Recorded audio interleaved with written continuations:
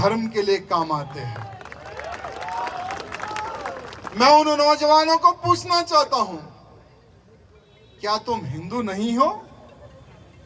क्या तुम्हारी रक्षा के लिए, क्या तुम्हारी बहने बेटी की रक्षा के लिए क्या हमने ठेका लेके रखा है? अरे आज सुनील जी जैसे, उनके कार्यकर्ताओं जैसे, और हमारे करण यादव भाई जैसे, हमारे रवि शर्मा जी जैसे कईयों लोग अपना पूर्ण समय देकर हिंदुत्व के लिए कार्य कर रहे हैं मेरे मित्रों। तो क्या आप लोगों का थोड़ा भी कर्तव्य नहीं बनता है कि हाँ, धर्म के लिए भगवा रैली का आयोजन किया गया है, उस रैली में मैं जाऊं? साल में सिर्फ 2 से 3 घंटे ही पूछ रहे हैं ना। साल में क्या रोज सुनील जी क्या रैली लेके निकलते रहते क्या? हफ्ते में एक रैली निकालते क्या, या महीने में?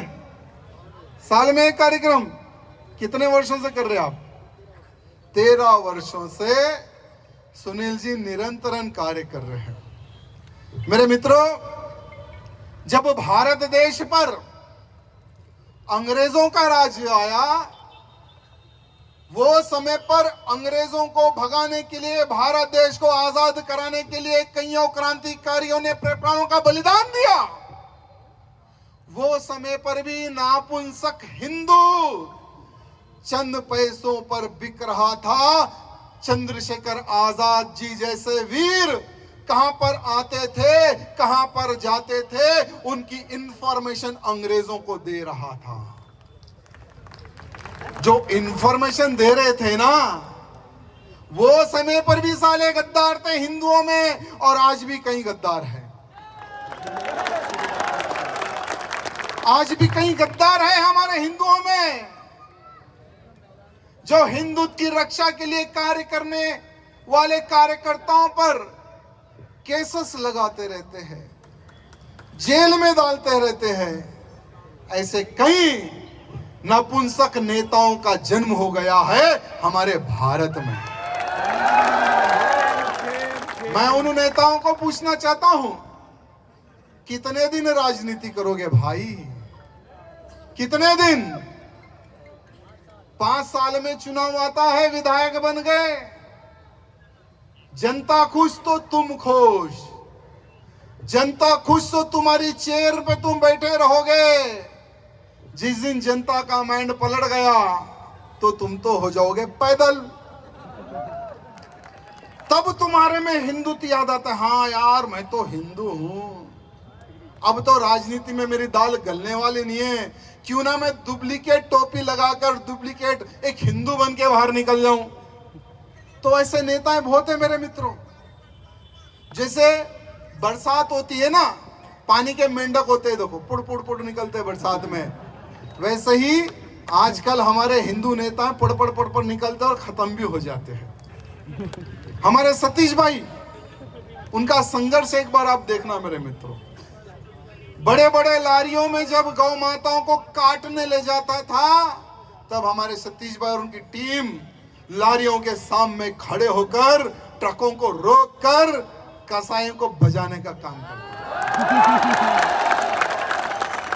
और ऐसा वैसा भी नहीं बजाते थे, जबरदस्त बजाते थे। उसी चक्कर में हमारे भाई 3 साल चले गए फार्म हाउस पर। सतीश भाई, वो हमारे जेल नहीं है, वो हमारे लिए फार्म हाउस है। 2010 में हम पहले 45 दिन गए, 2004 में हम 5 महीने गए, 2003 में हम 3 महीने चले गए, विधायक बनने के बाद में 80 दिन अंदर चले गए। हम तो हमारी सरकार को कहते कि भाई साल में एक बार थोड़ा अंदर हमें भिजा दो, कम से कम आराम करने का समय मिलेगा। आपको बताया मेरे मित्रों, मैंने तेलुगु बोलना जेल में सीखा और हिंदी लिखना भी जेल में सीखा। जब 2004 में हम 5-6 महीने के लिए अंदर गए थे, तो मेरी हिंदी बहुत कमजोर थी। तो हमने कहा कि बेकारी में बैठ के क्या करना है, कैसा भी लग गया डबल मर्डर केस सर पे। 2 पास्टरों को अलुलिया बोल के बेचारे पहुंच गए ऊपर। अब 6 महीने 5 महीने के लिए अंदर हो गए, क्या बैठेंगे, चलो पढ़ना सीख लेंगे। वहां पढ़ना सीख लिए। 2004 में फिर 2010 में गए, हनुमान जयंती की बड़ी रैली निकल रही थी। हनुमान मंदिर पर हमारे साले के रिश्तेदारों ने हमला कर दिया। तो हमने भी कहा कि ठीक है बेटा, तुमने तो हमारे हनुमान जी के ऊपर पत्थर फेंके, अब देखो हम कहां कहां पर पत्थर फेंकते हैं। तो जहां पर ये लोग बैठ के पिछवाड़ा उठाते, वैसे 22 प्लेसों को हमने आग लगा दिया। तो वो चक्कर में मुझे पकड़ के अंदर डाल दिया। मैं बोला अरे फिर अंदर आ गए, चलो क्या करेंगे, कुछ तो नया सीख के जाएंगे यार, जेल में तो आ गए अपन। तो हमने तेलुगु बोलना सीख लिया वहां पर। तो जब जब मैं फार्म हाउस जाता हूँ ना, तो मेरा फायदा होता है, नुकसान नहीं होता है। 2 फायदे होते हैं। एक तो मुझे आराम करने को मिल जाता है, क्योंकि बाहर तुम लोग आराम करने देते नहीं यार। कभी जयपुर, कभी उदयपुर, कभी छत्तीसगढ़, कभी महाराष्ट्र, कभी कर्नाटक। अभी कल कर्नाटक जाऊंगा मैं, वहां पर भी ठोक के आऊंगा। तो हम लोगों को आराम करने के लिए सिर्फ एक ही एक प्लेस है, वो है हमारा फार्म हाउस। वहां पर हम लोग मस्त आराम करते हैं। आप लोगों का कितना टाइम है बताइए, जल्दी खत्म कर दूं? अच्छा, लंबा लेंगे? पक्का? मेरे मित्रों, आज हर राज्य में, हर शहर में लव जिहाद जैसा एक षड्यंत्र बड़े ही भयंकर रूप से फैलते जा रहा है। सिर्फ राजस्थान ही नहीं मेरे मित्रों, भारत के हर कोने में लव जिहादियों ने अपना जाल फैला के रखा है। हमारे जैसे कईयों लोग हैं जो हमारी बहन बेटियों को बार बार निवेदन करते हैं कि ये प्यार नहीं है, जिहाद है मेरी बहन। इन जिहादियों के चक्कर में मत आना, मत आना। लेकिन हमारी बहनों, हमारे बहनों को उनका अब्दुल और शाबाद बहुत ही प्यारा लगता है। जब हमारी बहन लव जिहाद के नाम पर जब शिकार हो जाती है, जब वो धर्म बदलने के लिए दबाव डालता है, गौ मांस खिलाता है, जब वो नहीं मानती है बच्चा पैदा करने की मशीन बनने के लिए, तो 35 टुकड़े करके या फ्रिज में पैक किया जाता है या जंगलों में उसके टुकड़े टुकड़े करके फेंक दिया जाता है। जो भी हिंदू बहन लव जिहाद की शिकार होती है मेरे मित्रों, जब वो उस मुल्ले के घर हमारी बहन जाती है, सुकून से नहीं रहती है मेरे मित्रों। मेरी बहनों, तुम सुकून से नहीं रहेगी। जब तुम उसके घर जाओगी, जब तुम्हारा नया नया शौहर जब काम पे बाहर जाएगा, तो उसी शौहर का चिच्चा तुम्हारे पे हाथ डालेगा। चिच्चा के बाद में मामू तुम्हारे पे हाथ डालेगा। मामू के बाद में तुम्हारे शौहर का छोटा भाई और बड़ा भाई भी हाथ डालेगा। अगर इनसे भी यानी इनका भी अगर दिल नहीं भरा, तो तुम्हारे शौहर का जो अब्बा है ना, वो भी तुम्हारे पे हाथ डालेगा। यानी तुम तो झूठे प्यार के जाल में फंसोगी, लेकिन इनकी जो प्लानिंग है, इनकी जो नीति है, इनको जो सिखाया जाता है, वो यही सिखाया जाता है, अगर किसी काफिर की बहन बेटी को तू फंसा के लाएगा, तू अकेला नहीं खाएगा, हम सब मिलकर बांट कर खाएंगे। ये सिखाया जाता है। तो मेरी बहन, सोच जरा, तेरी क्या जिंदगी हो जाएगी। मेरी बहन, सोच जरा क्या जिंदगी हो जाएगी तेरी। सोच जरा उन मां बाप के दिल पर क्या बीतेगी, जो मां बाप सर उठाकर अपने मोहल्ले में रहते थे, जो मां बाप अपने परिवार में सर उठाकर रहते थे, जो मां बाप अपने रिश्तेदारों में सर उठाकर ये कहते थे कि कोई अच्छा वर है, कोई काबिल वर है, तो हमारी बेटी को उससे विवाह करेंगे। वो सपने तेरे मां बाप देखते थे। लेकिन तूने क्या किया? किसी अब्दुल से या किसी साहिल से प्रेम जाल में फंसकर बच्चा पैदा करने की मशीन, यानी हिंदुओं के दुश्मनों को पैदा करने की मशीन तो बन जाती है। क्या जिंदगी है तुम्हारी मेरे मित्रों।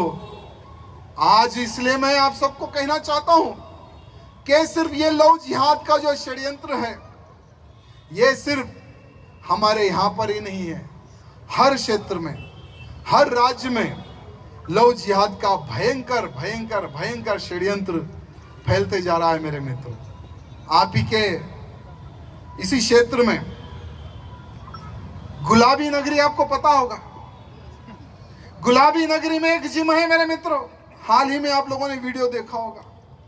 गुलाबी नगरी में एक जिम का कोच इरफान, महाराष्ट्र से एक हिंदू बहन को इवेंट के लिए यहां आती है, लॉकडाउन के दरमियान वो यहीं रह जाती है, फ्लैट लेकर जिम ज्वाइन करती है। वहां पर जिम का ट्रेनर कौन है?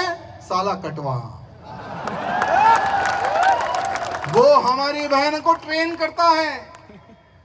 ट्रेन करते करते झूठे प्यार के जाल में फंसाकर हमारी हिंदू बहन की प्रॉपर्टी महाराष्ट्र में औने पौने दामों में बेच देता है, यहाँ का फ्लैट बेच देता है। यहाँ के हमारे नेतागण, हमारे यहाँ के नेतागण उस बहन के सपोर्ट में खड़े होते हैं और उसको जेल पहुंचाते हैं।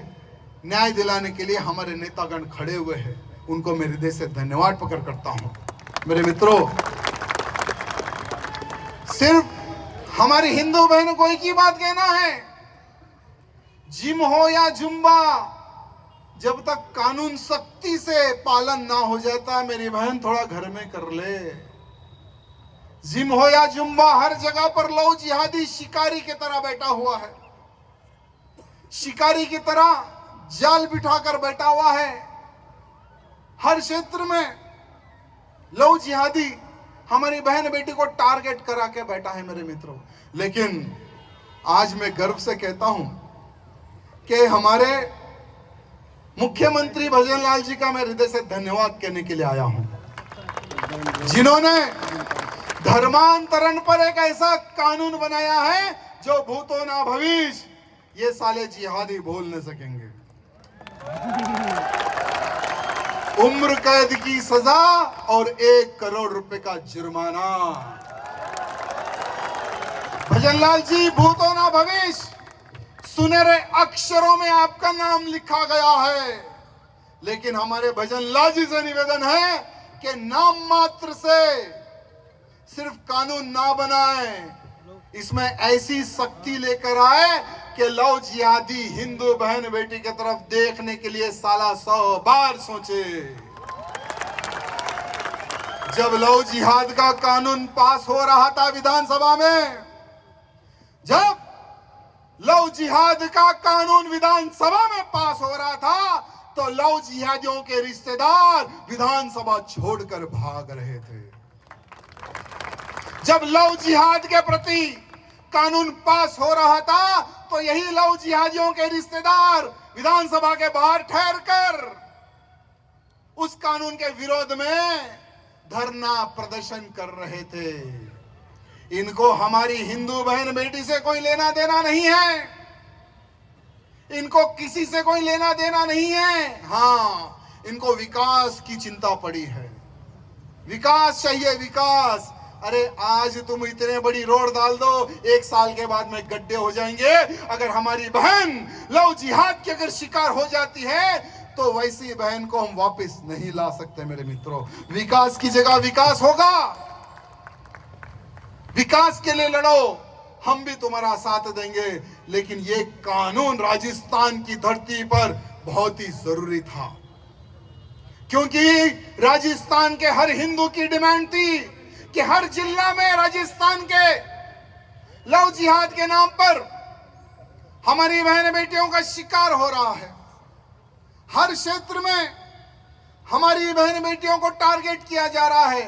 तो आज कानून बना है, उसका स्वागत करने के बजाय उसका विरोध करते हो। विरोध करने वालों से पूछना चाहता हूं, क्या कभी किसी लव जिहाद की शिकार हुई हमारी बहन बेटी के उन परिवार के लोगों से क्या तुम लोग मिले? क्या कभी? ये नेतागण जो विरोध कर रहे हैं ना, उनसे पूछना चाहता हूं, क्या कभी तुम लोग मिले हो क्या? अरे एक बार मिलकर देखो, माँ रोती है, बाप रोता है, बहन रोती है, भाई रोता है। मुंह दिखाने के लिए बेचारे मुंह छुपा कर घूमते हैं कि हमारी बहन को एक लव जिहादी, एक मुल्ला ने, एक मुसलमान ने उठाकर ले चले गया, हम क्या सूरत दिखाए। ये शर्म मेरे मित्रों, ये शर्म उन माँ बाप के चेहरे पर देखने को मिलती है जो लोग विरोध कर रहे हैं ना। उनसे पूछना चाहता हूं, एक बार मिलो उनके परिवार से, तब आपको पता चलेगा कि जिसके घर से लव जिहाद का शिकार बहन हो जाती है, उनके घर का दर्द क्या होता है। मेरे मित्रों, आजकल के हमारे नेता कैसे हो गए पता है? वोट के भिखारी। ये वोट के भिखारी नेता कहीं पर भी कुछ भी कर सकते हैं। अगर कोई लव जिहादी उसी नेता की बहन बेटी को अगर उठा के भी ले जाए तो पता है वो नेता क्या बोलेगा? अरे मेरा तो वोट बढ़ गया, अब तो मुझे माइनॉरिटी भी वोट डालेंगे। यही सोच है ना ये लोगों की। ये लव जिहाद के विरोध में जो विधानसभा के बाहर जो नारे लगा रहे थे ना, ये क्या सोचेंगे कि अब तो मेरा माइनॉरिटी का वोट बढ़ गया, अब तो मैं वोट खरीदूंगा भी, और मेरी बहन बेटी को जो मुल्ला उठा के ले गया, अब वो मुल्ले के परिवार, अड़ोस पड़ोस सब लोग बोलेंगे कि हाँ चलो ये नेता तो सेकुलर है, इसकी बहन को भी दिया है इसने, इसकी बेटी को भी दिया है, चलो हम इस भिखारी को वोट दे देंगे। मेरे भाई, कब तक लोगे वोट? कब तक मिलेगा वोट? और कब तक तुम राज करोगे? कितने वर्षों तो तुम राज करोगे? मैं 3 बार का विधायक बना हूं, एक ही विधानसभा से 3 बार का विधायक बना हूं, लेकिन जब जब मुझे रोका गया, हमने कहा लो तुम्हारा इस्तीफा जरूरत नहीं है।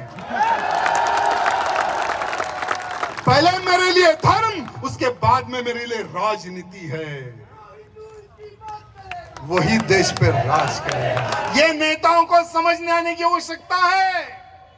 अरे मेरे भाई, हिंदुत्व के लिए बात करो, हिंदू नौजवानों की रक्षा के लिए खड़े हो जाओ, फिर देखो वही हिंदू कार्यकर्ता तुम्हें सर पर बिठाकर घूमेगा, तुम्हें हारने नहीं देगा। जब तुम्हारी अड़ती भी जाएगी तभी भी तुम विधायक रहोगे, तभी भी तुम सांसद रहोगे, तभी भी तुम मिनिस्टर रहोगे। जब तुम्हारी अड़ती निकलेगी ना, तब तक तुम राज करोगे। लेकिन राज करने से पहले हिंदुओं का विश्वास जीतो, विश्वास जीतो हिंदुओं का। मेरे भाई, आज हमारा धर्म सुरक्षित है, धर्म सुरक्षित है तो राष्ट्रीय स्वयंसेवक संघ की वजह से। मेरे मित्रों, 100 साल पूर्ण हो चुके हैं। जैसे सुनील जी ने कहा कि अब पथ संचलन का कार्यक्रम होगा, दर्शक के शुभ अवसर पर शस्त्र पूजा होगी। सभी को जाना है, बिल्कुल जाना है, और पूरा का पूरा गणवेश पहन के जाना है मेरे मित्रों। लेकिन 12 जिला में राष्ट्रीय स्वयंसेवक संघ का पद संचलन चल रहा है। कितना दूर है आपके पास से 12 जिला? करण जी, 300 किलोमीटर, 300 किलोमीटर दूर 12 जिला है, वहां पर राष्ट्रीय स्वयंसेवक संघ का पद संचलन चल रहा है। लेकिन जैसा ही इन मादर चौदों की बस्ती में हमारे राष्ट्रीय स्वयंसेवक संघ जब पद संचलन करते हुए आगे बढ़ते हैं, तो हमारे राष्ट्रीय स्वयंसेवक संघ के कार्यकर्ताओं को रोका जाता है। मैं उनसे पूछना चाहता हूं, राष्ट्रीय स्वयंसेवक संघ का जो कार्यकर्ता होता है ना, वो बहुत ही मर्यादा पूर्वक कार्यकर्ता होता है। उनको एक हद में बांधा जाता है। अरे हमारे वही राष्ट्रीय स्वयंसेवक संघ के कार्यकर्ताओं के हाथ में लाठी भी था, लेकिन किसी पे हमने लाठी नहीं चलाई। हमारे राष्ट्रीय स्वयंसेवक संघ के कार्यकर्ता निरंतरन पथ संचलन खड़े खड़े करते गए, कईयों घंटों तक लेकिन हमारी राजस्थान की पुलिस का धन्यवाद पकड़ करता हूं। गर्व है हमें हमारी राजस्थान की पुलिस पर, जिन्होंने वहां आकर जिस एंगल में उनको सबक सिखाना था उस एंगल में उनको सबक सिखाया। हमारा पथ संचलन प्रारंभ हुआ। मेरे मित्रों, आज इनकी जो सोच है वो लव जिहाद की सोच है, इनकी जो सोच है वो लैंड जिहाद की सोच है, इनकी जो सोच है वो थूक जिहाद की सोच है। लेकिन हमारे संघ संचालक हमारे मोहन भागवत जी ने हाल ही में एक बहुत अच्छा स्टेटमेंट दिया। मोहन भागवत जी ने एक बहुत अच्छा स्टेटमेंट दिया कि तुम हम एक है, तुम्हारा और हमारा ब्लड ग्रुप भी एक ही है, तुम्हारा और हमारा ब्लड ग्रुप भी एक ही है। मोहन जी ने बहुत अच्छी बात कही है कि आप हमको मिलकर ही देश को आगे ले जाना है। लेकिन भागवत जी, हमारे पिताजी एक बात कहते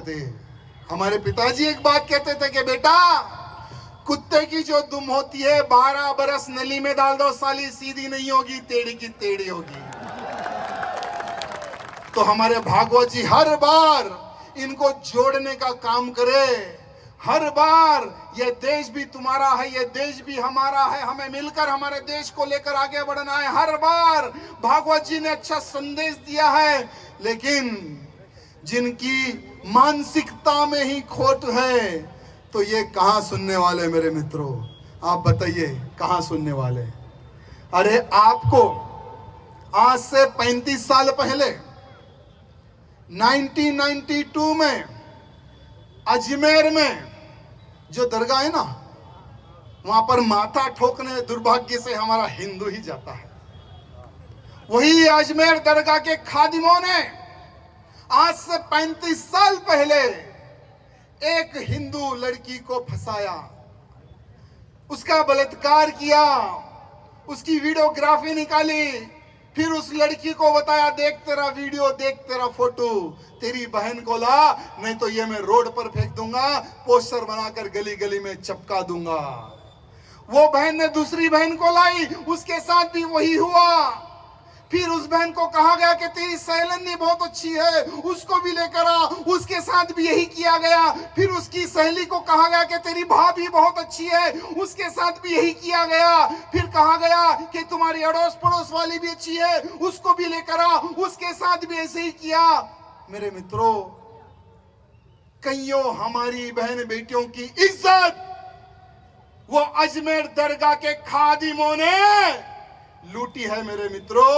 1992 में, आज से 35 साल पहले। उसी प्रकार से कुछ ही दिन पहले मेरे मित्रों, भीलवाड़ा में एक पूर्व पार्षद है, भीलवाड़ा में एक पूर्व पार्षद है, विजयनगर में भी वही पैटर्न में लव जिहाद का षड्यंत्र प्रारंभ हुआ था। और वो साला पूर्व पार्षद कटमुल्ला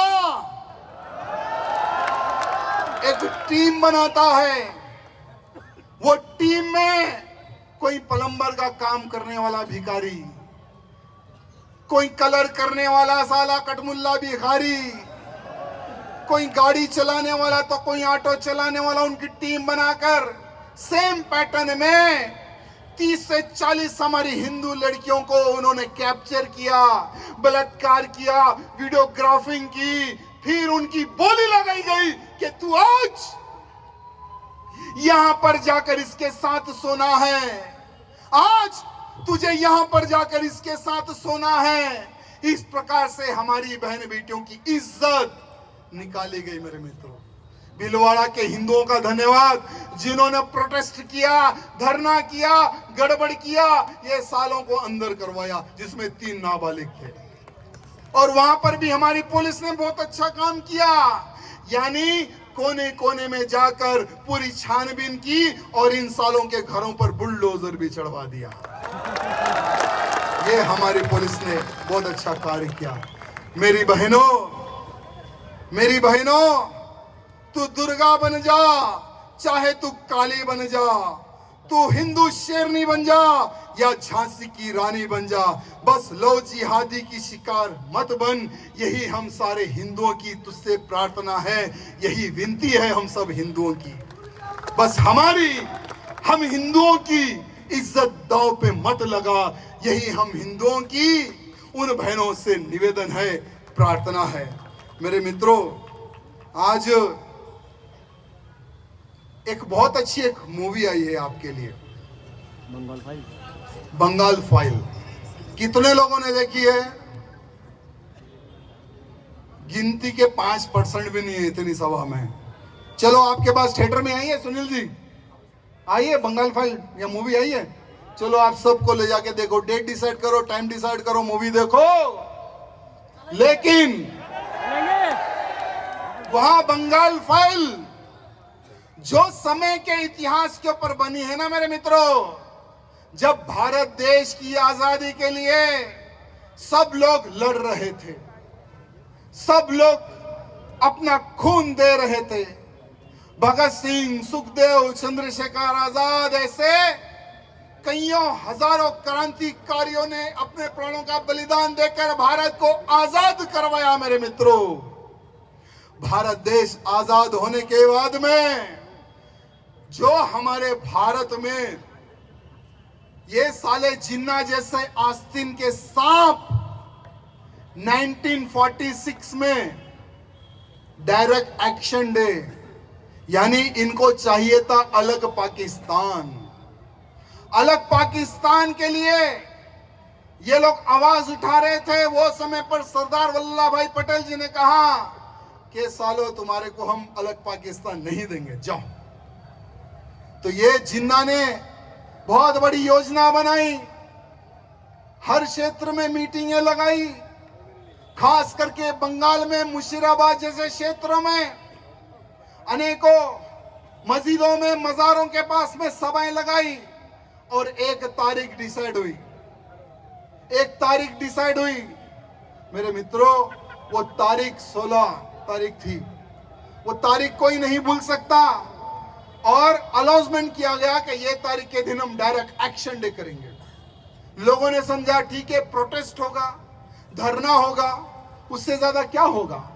लेकिन हिंदुओं के घरों को मार्क किया गया, हिंदुओं के घरों को टारगेट किया गया और एक बहुत बड़ी टीम जहां जहां पर हिंदू बस्ती थी वहां पर जाकर हिंदुओं को काटा गया, हिंदुओं को मारा गया। मेरे मित्रों, 20,000 से अधिक हिंदुओं को काट दिया गया बंगाल में।